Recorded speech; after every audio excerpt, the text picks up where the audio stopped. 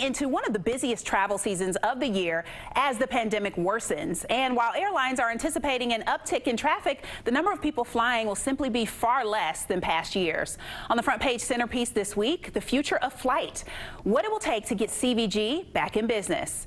Passenger air traffic took a nosedive in the spring, and CVG was no exception. Seat capacity is down 40%, just a touch below the nationwide average.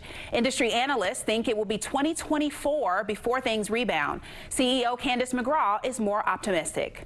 She thinks they'll be back to full strength a year earlier. Chris Wetterick looks at how CVG comes back from COVID with Courier editor Rob Dahmeyer. Chris, thank you so much for being here. Hey, thanks for having me, Rob.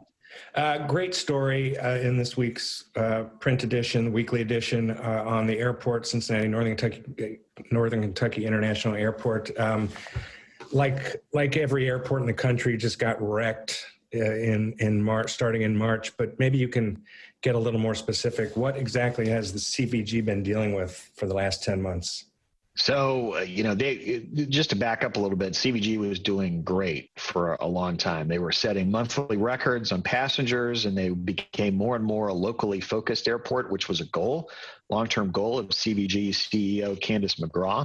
And so they were doing very well until the pandemic hit.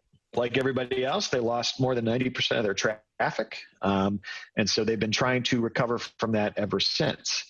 And so they're in the kind of same pickle as a lot of other airports. They think they're in a slightly better position just because of the amount of low-cost carrier, ultra low-cost carriers they have, plus Southwest, of course. So they're very hopeful about recovering, and their point is, look, we've grinded this out before. We've been in a tough position, and look at how we built the airport. Candace McGraw says we will do that again.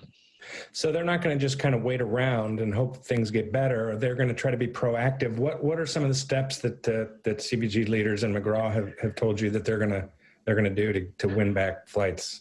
Two major things come to mind. First, they've really taken a scalpel to the budget. They've cut it by 20%.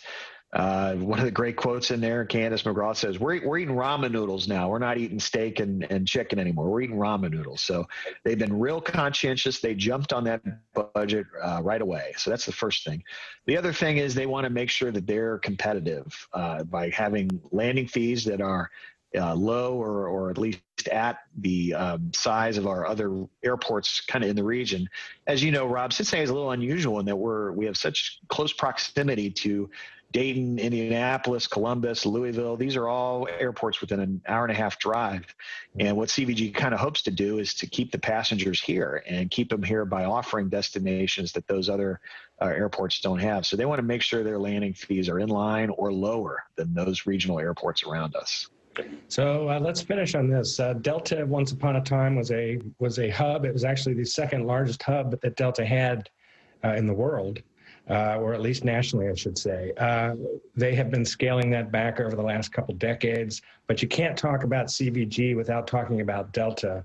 What is Delta's status right now, and what are they telling you about as they start to look at adding flights back, what that means for CVG?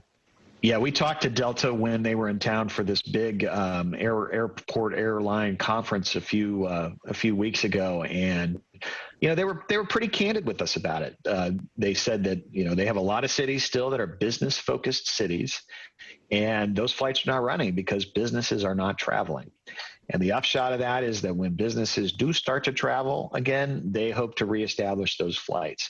We may not get every flight that comes back. I asked specifically about St. Louis. St. Louis was kind of a low-performing route for them, even before the pandemic.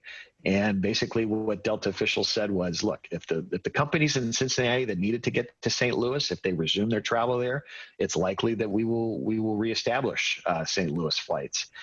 If they don't, then we're not going to have that flight. And so Delta has a mix of leisure and business destinations, but they've been very business focused. So Delta's comeback here will depend on what our local companies decide to do in terms of travel going forward.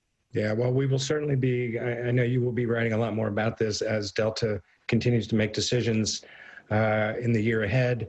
It's a fascinating story that you wrote for the weekly edition. A lot of really cool maps that kind of look at each carrier's the flights that they've suspended, the flights that they're still doing, and you can get a really clear picture as to what's going on right now as we still deal with COVID, but there's an end in sight, and hopefully CBG will start to feel some of that traffic come back. But thank you very much. Great story, Chris, and I appreciate your time. Hey, thanks for having me. Thanks.